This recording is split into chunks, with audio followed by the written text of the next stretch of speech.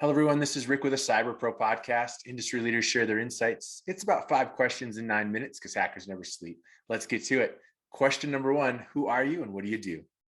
Hi, guys. My name is Patrick Clawson. I am a 20-year cybersecurity CEO.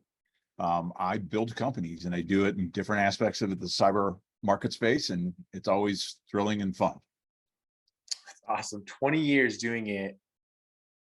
I'm really excited to ask you the second question. Why do you love this area? Why are you a cyber professional? It's a cool question because 22 years ago, I came from healthcare after a lot of years and got my first foray into, and I think this answers the question in a great way. My first foray into cyber was layer 7 firewalling, right? And that was in the early 2000s. It was before VPNs were part of firewalls. And then we had, everything a part of the firewall, right? So the firewall itself exploded in terms of what it was supposed to be doing. My next one was an endpoint security company, right? So I get into endpoint, which is completely different. And then it became endpoint security and management. That even expanded in the things you needed to do from a single agent, right? And after that, we moved into another part of it, which was data end of life. Like, how do you certifiably destroy data when you're done with an asset or storage medium? And then we went into dark web monitoring, and now we're into API security. So the answer to that question is it never stops. It never changes. It's constantly challenging you as a person, as a technologist, or as a business leader. That's awesome. And I want to make sure that everyone knows, you mentioned that today you're working on API security. What company are you with and what are you working on? Hey, we are a company called Resurface.io. Please visit the website. We're working on solving a problem that's emerging in the space. We hear a lot of noise around APIs are insecure. API security from Gartner, I think last year, they said that illegitimate traffic dwarfed legitimate traffic within APIs, right? So that's kind of a big statement. This year, they said it will be the #1 attack vector. And to kind of round that out with the whys and what drew me to the space personally, I think Akamai came out a year or two ago and said that 83% of all web traffic now ran through APIs. And there's another bullet point at the end that said only 11% of companies have done anything about securing them yet, right? So there's this wide open opportunity. It's explosive. It's a huge part of our world, our everyday world, but it's pretty darn insecure and a lot of big issues are happening there. So the business opportunities are great and fun. That's amazing. And a good segue into the next question, which is ultimately cybersecurity is a top concern. And you mentioned it, API security is a top concern as we're seeing, but what does that mean to you? Look, it's a great question because you come at it from 1,000 different angles, right? What does it mean to me?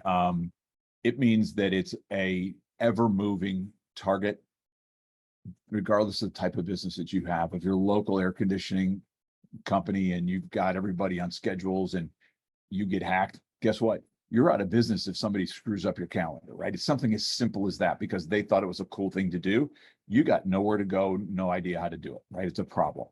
Large corporates can be chipped away at for a large period of time and things taken and value and supply chain impacted and they don't even know about it. It's just this incredible problem that affects businesses. It affects nations and nation states. It's just dynamic, right? It's never ending.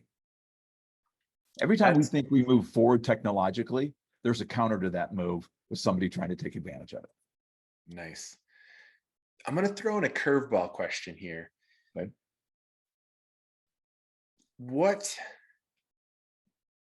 was or has been your favorite cybersecurity initiative that you've worked on? I mean, today, obviously, you've jumped on the API side because you see value in it, but what has been your favorite? I mean, you've done a lot of really cool, you've worked in a lot of really cool areas of cybersecurity. Yeah, so that's a cool question because every time you jump into a new one, right, it's so eye-opening and you dig in and you study it. Sorry, guys.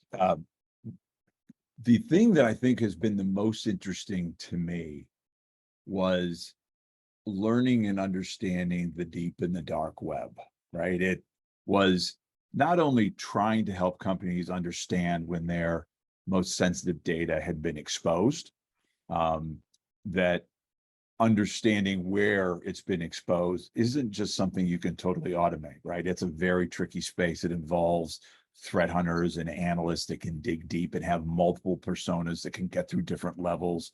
I mean, it's really fascinating to find out how crazy that underworld is. And then on the other side of that, how the underworld is marketed in social media, right? They'll advertise what they have. And if you know how to go get it and you got the right credentials, you can get down there and get the lists or the people, the credit card numbers, whatever that might be, right? Just keeping it simple. But the relationship between the social and the open and the deep and the dark is incredible. But yeah, it's a fascinating world to learn about. Wonderful. Well, what insight do you want to share with our community of cyber professionals? Yeah, guys. So I'm more the manager, the grower. But when I look back at things that I think count, I thought of like 4 or 5 words. I think at the beginning of it, it's people, right? When you're working with people and you want your business to be successful, you got to be really diligent about the people for the roles that you have or you need in order to be successful. I think the second word is focus.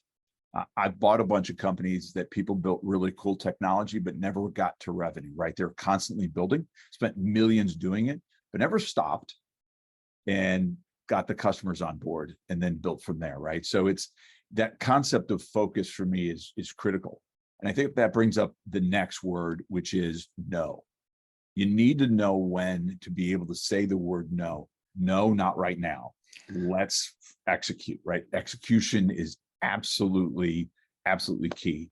And then, it's measurement, guys. I don't care how big your business gets, the best always measure what they believe to be their EKG strip moments, whether it's product related, whether it's customer related, whether it's sales related, development related, whatever they are. Know your EKG strip, your measurements, and stay true, right? Measure constantly. Those are my words. That's amazing. I think you put it in such a succinct way, and those are easy to remember. So let's have the fun question, Patrick. What's your favorite piece of technology that makes you smile?